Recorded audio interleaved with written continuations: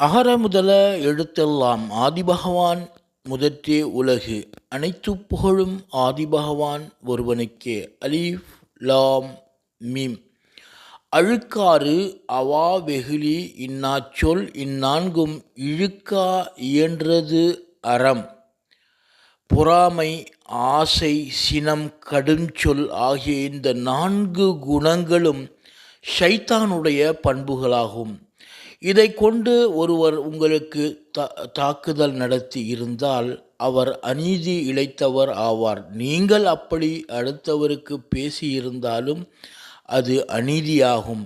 இந்த அநீதி இழைத்த கூட்டத்திற்கு படைத்த ஆதி பகவான் நேர்வழியை காட்ட மாட்டான் என்று திருக்குரானில் தெளிவாக கூறியிருக்கின்றான்.